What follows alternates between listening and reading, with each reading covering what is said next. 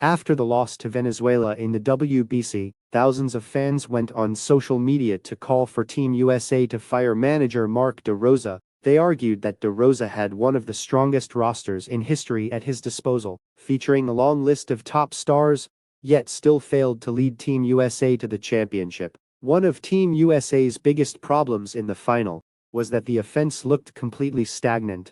Throughout the entire game, they produced only 3 hits. That was an extremely low number compared with the expectations placed on a lineup with so many outstanding hitters. For most of the game, the American offense was almost completely contained and could not put enough pressure on Venezuela's pitching staff. Through the end of the bottom of the 7th inning, Team USA still had not scored a single run and was trailing 0-2. In that situation, they seemed very close to defeat. However, in the bottom of the 8th, Bryce Harper created a major breakthrough when he hit a two-run home run to bring the game back level. That swing revived Team USA's hopes and made American fans believe the team could still produce a comeback. But that hope lasted only a very short time. At the most important moment of the game, manager Mark DeRosa did not put Mason Miller on the mound right away, but instead chose Garrett Whitlock as the closer. That decision quickly became the center of controversy. Whitlock then gave up 1 run in the 9th inning,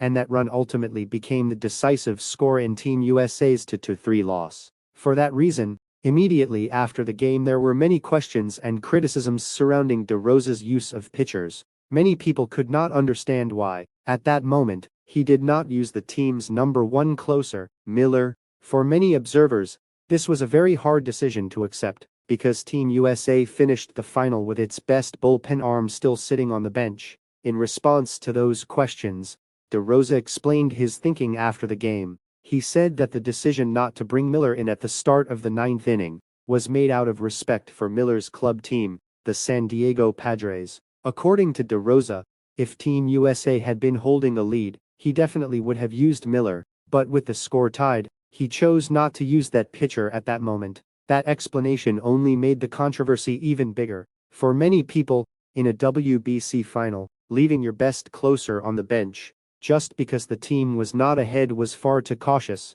According to several internal sources, team captain Aaron Judge was one of the people who most clearly showed his dissatisfaction. Right after the game, Judge did not hide his disappointment when speaking about the decision. He said, "When you go into the 9th inning of a final, you need your best pitcher on the mound. And with what Mason has shown, he deserved to be out there." In fact, Mason Miller had delivered an outstanding performance in the semifinal. He showed impressive command along with elite fastball velocity, playing an important role in helping Team USA reach the final. For that reason, the fact that he was not used at the most important moment made many players question the coaching staff's strategy. Judge further emphasized, "We fought very hard to get here.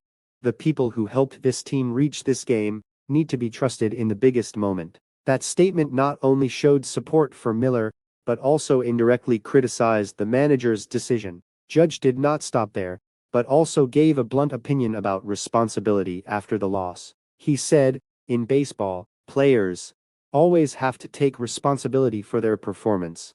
But in this game, the decisions from the coaching staff directly affected the outcome." According to some sources, he even believed that the manager should reconsider his position after the tournament. That view was also supported by some teammates, including catcher Will Smith. Smith said, "At this level, every small decision can make a huge difference.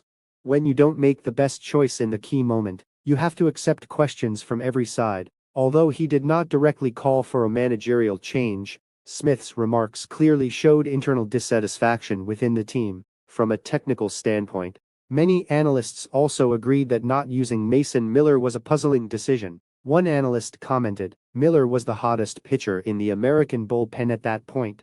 With his velocity and ability to generate swings and misses, he was the ideal choice for the 9th inning." However, some argued that DeRosa may have been considering workload management and injury risk for Miller. Even so, that argument did not receive much support, given that this was the final, where there was no chance to correct a mistake later. This disagreement between the players and the coaching staff not only reflected a controversial tactical decision, but also showed the enormous pressure of managing an all-star roster. When expectations are so high, every mistake is magnified, and responsibility usually falls on the manager. At present, Mark DeRosa's future remains uncertain, but clearly after this defeat, he is facing one of the most difficult periods of his coaching career. Throughout this tournament, manager Mark DeRosa had also continuously been at the center of controversy, and the major cause began with a remark seen as very careless. Before the final group stage game against Italy,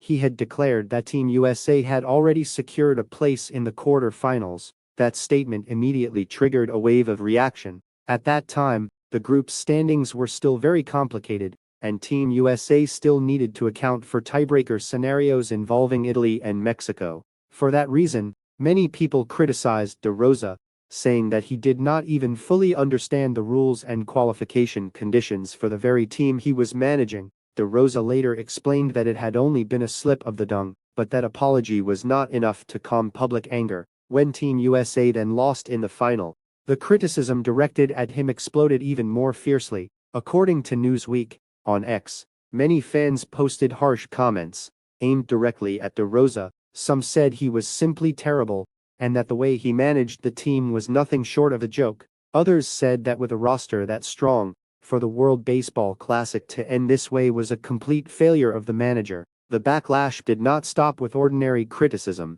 as some opinions pushed their anger to a more extreme level. They argued that if certain figures in baseball history had been permanently banned, then DeRosa deserved similar punishment, or at the very least should no longer have any opportunity to manage in the future. Those reactions show that the disappointment of American fans did not come only from the loss on the scoreboard. What made the defeat harder for fans to accept was the feeling that an all-star roster carrying enormous expectations had not been guided well enough throughout the tournament. This article argues that after the WBC ended, most of the players on the team would return to their club teams to continue their own seasons. At the same time, they would also turn toward the goal of winning the World Series, as a way to make up for the disappointment they had just experienced at the national team level. For MLB stars, international tournaments are very important, but in the end they still return to the familiar rhythm of the club season. However, in the view of analysts,